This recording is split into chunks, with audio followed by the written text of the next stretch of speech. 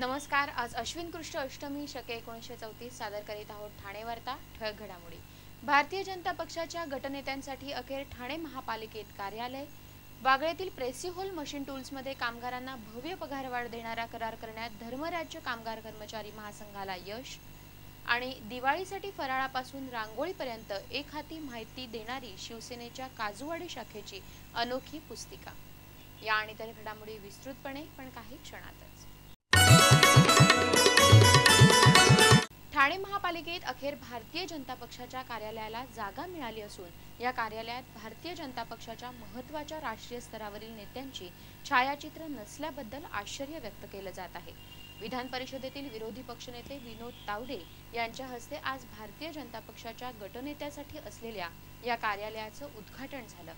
सर्व पक्षांना ठाणे महापालिकेत कार्यालय आहे, पण 8 नगरसेवक असलेल्या भारतीय जनता पक्षाला मात्र कार्यालय नाही, यावरती टीका होत होती। या टीकेनंतर भारतीय जनता पक्षाच्या गटनेत्याच्या कार्यालयाला अखेर महापालिकेत जागा मिळाली आहे। मात्र हे कार्यालय सुरुवातीपासूनच गाजू लागलं आहे। महापालिकेत पहिल्या माळ्यावरती महापौरांच्या बाजूला उपमहापौरांचं दालन होतं। उपमहापौर असलेल्या मिलिंद पाटणकर यांनी स्थायी समिती सभापतीचं दालन उपमहापौर कार्यालयासाठी घेतलं। त्यामुळे गेले अनेक महिने उपमहापौरांचं दालन रिकामं होतं। हे दालन भारतीय जनता पक्षाच्या गटनेत्याच्या कार्यालयासाठी देण्यात आलं आहे। स्थायी समिती सभापतींच्या दालनात आता उपमहापौरांचं कार्यालय झाल्यामुळे नवनिर्वाचित सभापती रवींद्र फाटक हे महापालिकेच्या सर्वसाधारण सभागृहाच्या समोर असलेल्या कार्यालयातून आपला कारभार चालवतात।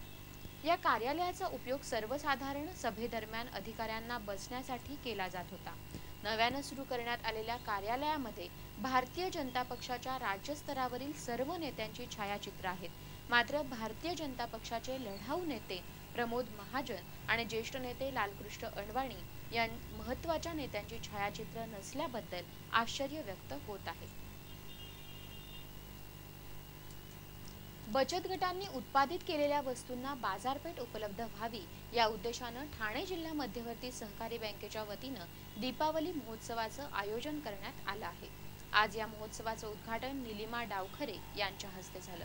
आजपासून 12 नोव्हेंबर पर्यंत ठाण्यातील गावदेवी मैदानावरती हा महोत्सव आयोजित करण्यात आला आहे। दीपावली निमित्त दरवर्षी महिला बचत गटांनी उत्पादित केलेल्या वस्तूंचं प्रदर्शन आणि विक्री बँकेच्या मुख्यालयाच्या आवारात करून दिली जात असे। यंदा मात्र मोठी बाजारपेठ मिळावी या उद्देशानं दीपावली महोत्सवाचं आयोजन करण्यात आलं। या महोत्सवामध्ये 80 महिला बचत गटांचा सहभाग आहे। यामध्ये दिवाळीचा फराळ, रांगोळ्या, पणत्या, तोरणे, आकाशकंदील, विविध प्रकारची सरबतं, सॉस, मसाले, वारली पेंटिंग, घरगुती चॉकलेट्स, पापड, लोणची, बांबूच्या कलात्मक वस्तू, बॅग, पर्सेस, सोलापुरी चादरी, कृत्रिम फुलं, कागदी पिशव्या, निरगुडीचं औषधी तेल, तागाच्या वस्तू, पैठणी साड्या अशा विविध वस्तूंच्या खरेदीबरोबरच रुचकर खाद्यपदार्थ आणि आगरी पदार्थांची चव चाखता येणार आहे। वागळे इस्टेटमधील प्रेसी हॉल मशीन टूल्स कंपनीतील कामगारांसाठी भव्य वेतनवाढीचा करार करण्यात धर्मराज्य कामगार कर्मचारी महासंघाला यश आलं आहे। 25 कोटींची उलाढाल असलेल्या आणि गन ड्रिल मशीनचं उत्पादन करणाऱ्या या कंपनीत 58 कामगार काम करतात। गेली अनेक वर्ष तुटपुंजा वेतनावरती या कामगारांना राबवलं जात होतं। कामगारांनी कामगार नेते राजन राजे यांच्याकडे धाव घेऊन टोकाचा संघर्ष करण्याची तयारी दर्शवली होती।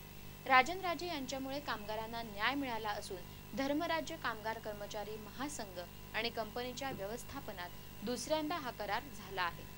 हा करार 3 वर्षांचा असून या करारामुळे कामगारांच्या पगारात 3 वर्षांच्या कालावधीत थेट किमान 9,200 ते कमाल 11,500 रुपये वाढ होणार आहे। कामगारांना या करारानुसार पहिल्या वर्षी 40%, दुसऱ्या आणि तिसऱ्या वर्षी प्रत्येकी 30% वाढ मिळणार आहे।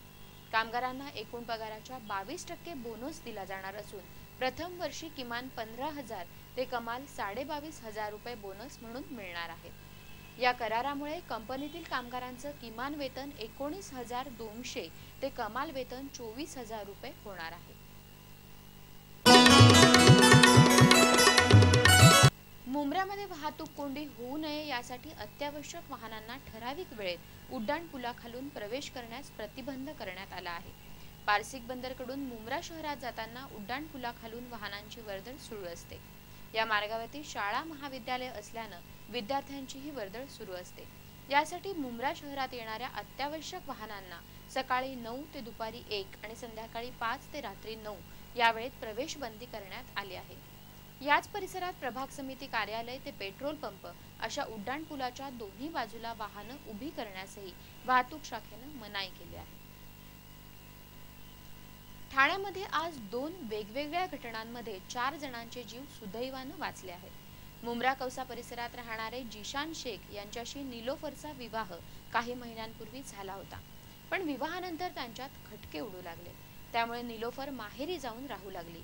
काही महिने माहेरी राहिल्यावरती परत आल्यानंतर पती आणि तिच्या सासरच्या मंडळींनी तिच्या अंगावरती रॉकेल ओतून पेटवून देण्याचा प्रयत्न केला। तेव्हा चपळाईनं तिनं स्टोव्ह लाथेनं उडवला। हा स्टोव्ह शेजारच्या घरावर पडल्यानं शेजारी जागे झाले आणि संधी साधून जळत्या निलोफरनं पळ काढला। निलोफरची सासू सलमा शेखनं आत्महत्येचा कांगावा केला, पण निलोफरच्या जबानीनंतर पोलिसांनी सासूला अटक केली। तर दुसऱ्या एका घटनेत पोलिसांच्या दक्षतेमुळे आत्महत्या करणाऱ्या या मायलेकांचा जीव वाचू शकला। घरात भांडण झाल्यामुळे संतप्त झालेल्या सुषमा म्हात्रे हिनं चांदणी आणि सोनाली या आपल्या 2 मुलींसह कशेडी पुलावरून उडी मारून आत्महत्या करण्याचा प्रयत्न केला, पण या पुलाच्या सुरक्षेसाठी असलेल्या पोलिसांना हा प्रकार पाहिला आणि जवळच्याच मच्छीमारांना बोलवून या तिघींचा जीव वाचवला। सध्या त्यांच्यावरती जिल्हा शासकीय रुग्णालयात उपचार सुरू आहेत। महिलांना दिवाळीच्या फराळापासून ते अगदी रांगोळीपर्यंत एखादी माहिती मिळावी यासाठी शिवसेनेच्या काजूवाडी शाखेनं शुभ दीपावली नावाची एक पुस्तिका प्रकाशित केली आहे। या पुस्तिकेचं प्रकाशन शिवसेनेचे संपर्क प्रमुख आमदार एकनाथ शिंदे यांच्या हस्ते झालं। या पुस्तिकेमध्ये वसुबारसेपासून लक्ष्मी पूजनापर्यंत दिवाळी कशी साजरी केली जाते, त्याचं महत्त्व, तसंच गुलाबाच्या करंजा, रव्याच्या करंजा, केशरी हलवा, गुळपोळी, मोहनथाळ, चिरोटे, अनारसे अशा विविध प्रकारच्या गोड पदार्थांबरोबरच मसुराच्या डाळीची बर्फी, बटाट्याचे अक्रोडाचे, वाटल्या डाळीचे, मुगाचे लाडू असे अनोखे पदार्थ, त्याचबरोबर दिवाळीसाठी आवश्यक कडबोळी, शंकरपाळे, चकल्या आणि शेवेचे तसंच चिवड्याचे विविध प्रकार, त्याचबरोबर रोजच्या वापरातील मसाले तयार करण्याची कृती त्यातील आवश्यक पदार्थांसह देण्यात आली आहे। या मसाल्यांमध्ये रोजच्या घरगुती मसाल्यापासून सारस्वत मसाल्यांपर्यंत सर्व प्रकार आहेत। हे कमी म्हणून की काय, दिवाळीत घरापुढे काढल्या जाणाऱ्या रांगोळ्यांचे विविध प्रकार या पुस्तिकेत आहेत। त्यामुळे ही पुस्तिका म्हणजे महिलांसाठी आवश्यक बाब ठरली आहे। या पुस्तिकेचा महिला वर्गास लाभ होईल असं माजी महापौर अशोक वैती यांनी सांगितलं।